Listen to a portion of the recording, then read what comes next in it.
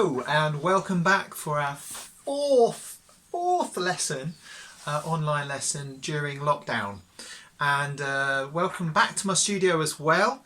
And last week we looked at keys and we looked at reflective qualities and how to paint those, and I'm really pleased again to see some of your fantastic work coming through on the Facebook stream, Jamie, live art lessons online with Jamie.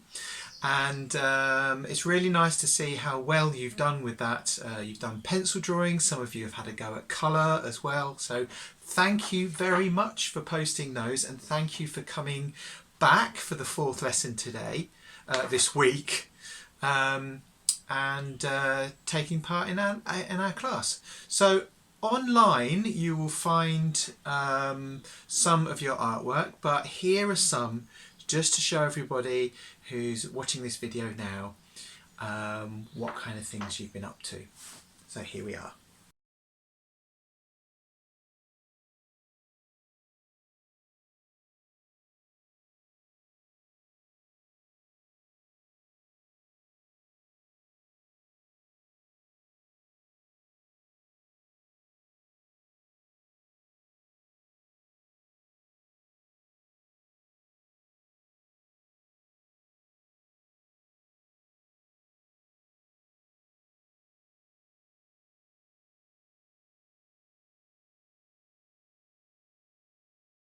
Hi, right.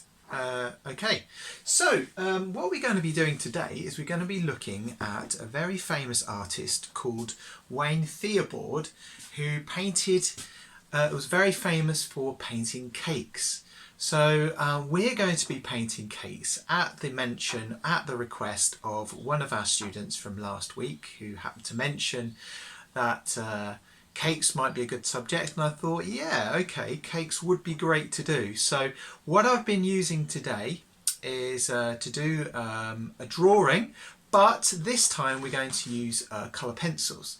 Now if you haven't got colour pencils, you can still work very effectively with a 2B pencil, as we've been doing in previous weeks, or if you prefer, you can go into paint. I'll be painting a cake in our art lesson today, so have a look at how that works. But a few tips is to use a technique called burnishing, which I'll be talking about tomorrow, and also using the colour white to smooth colours over. And you can also get a special pencil called a burnisher. So if you have one of those, you can use a burnisher to basically, or a blender, to blend colours together, which you'll see me doing in the video that I'll be playing for you in just a few seconds. So Wayne Thiebaud, which is this is one of his artworks here. Wayne Thiebaud is famous for using, for painting cakes, but making them really interesting by using a variety of colours. And you can see even the shadows, which is something that I've focused on today, even the shadows in the cakes have been, the colours have been changed to make those cakes look even more yummy. Okay, so I've been drawing today. I've been drawing one of these, a Bakewell tart that I got from down at the shops. So if you've got anything like this, then go ahead and use it, of course. He's also, Wayne Thiebaud's famous for putting things in rows like this. So I've done that with my cakes, and I've drawn 2 cakes in colour pencil today, blending and exploring and having a bit of fun with colour. It's almost like creating something that's very impressionist, so looking at light but adding a little bit more oomph into that by blending those colours together.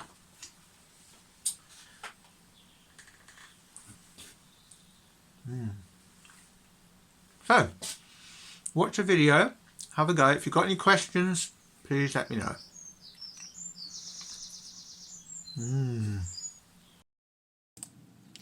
Okay, here we go then. So we're looking at the artwork of Wayne Thiebaud today, and he is a very famous artist who was first working around the 1950s and 60s, but then later on became more associated with the pop art movement, and he loved depicting commonplace objects such as pies, lipsticks, paint cans, ice cream cones, pastries and hot dogs. And he's also well known for his landscapes and figure paintings as well. So quite a prolific artist. Thiebaud liked to use heavy pigments as well, like really thick impasto kind of colour, and I think that made a lot of his work look really like thick and creamy, and made you want to go and have a cake even more, like me just now. A lot of his work was also used in advertising later on. So I've taken his inspiration, the inspiration from this artist to start to work on these cakes that you can see, these Bakewell tarts, which I was just eating. And as you can see, first of all, I've been mapping out all the different shapes of the 3 cakes in front of me, one of which I might paint during our lesson when we have that tomorrow. So I've taken this idea that you can see from that example from Wayne Thiebaud at the top. I've taken the idea of adding some really quite vivid colour into the shadows around the cake as well. That just really gives it almost like an impressionist feel, but kind of a pop arty feel as well, because you've got these bright colours. Pop art was well known for taking everyday objects and making them much more interesting and popular by adding brighter colours, making them more zingy and things. In fact, Andy Warhol, who you've probably all heard of, was an artist who came from the advertising industry and graphic design originally, and then started, obviously, as you know, creating his own paintings of popular icons like Elvis Presley, Marilyn Monroe, and then the famous soup can, of course. So anyway, I'm adding a green shadow, as you can see, to the bottom of that, because that was one of the things that drew me. So we're adding more colours in there, but I'm also looking at the shadows around the Bakewell. And you'll see a bit later on, even onto the icing to the background as well. It's funny, Bakewell tarts at the top there, illustrations or paintings themselves.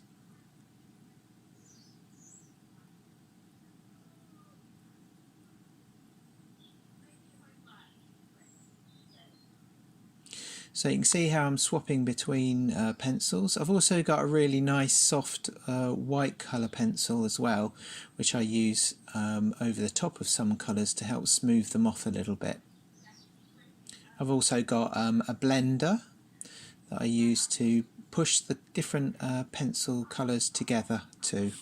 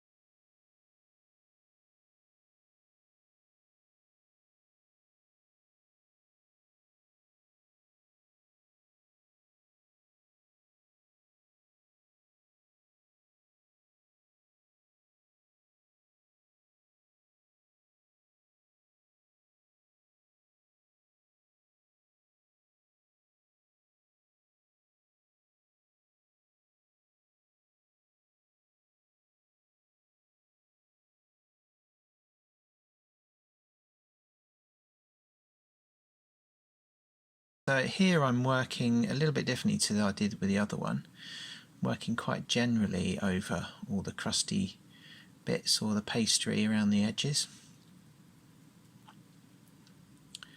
And bringing in some yellow, give it a bit of energy. Just thought I'd add a bit of the violet in there onto the pastry again. There we go, a bit closer. So it's not as refined at the moment, but now I'm just putting in some of the heavier shadows with a little bit of purple, which seems to work quite nicely.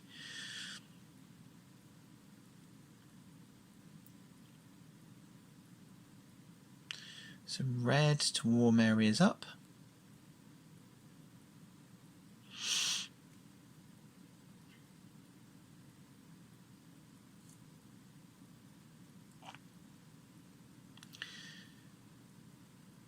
And there we go, some back in with the yellows. White to blend it all in a bit. More shadows, a little bit of green in there. For some reason I saw a little bit of touch of green, so I'll just put that in too. One thing you don't see me do on this video is I add some, where the shadows are, I add some of, like say this shadow on this one is kind of a bluey colour.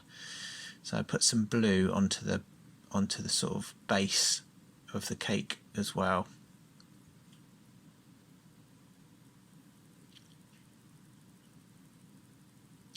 So mapping out the crust, the cherry, the glassy cherry. With some, I wanted to go a little, see if I could get it a bit brighter this time, so I've chosen a different red. I've used purple and bits of brown to start to bring it out, and I've kept a close eye on those the highlights, knowing of course that I can go back into it with my white pen at the end. There we go, a bit of red and a bit of white to blend it into the icing. Just use my finger while the ink on the pen from the pen was wet, so that I could just dab it off and make the highlights a bit softer. There we go. And we went back down to the bottom, working on the shadows a little bit more to enhance those. For some reason my drawing's slipping. There you go. Okay, so just finishing off with a little bit of detail on the shadows and adding, I think I had a bit of shadow around the outside of my second cake too. There we go, yummy. That's the cake that I just ate. So generally over the areas, different areas of the cake, I've added a bit more shadow because I noticed that some parts of the crust were darker than others, so I just went over those as you saw. So that was a lot of fun. And there's the results. So your turn.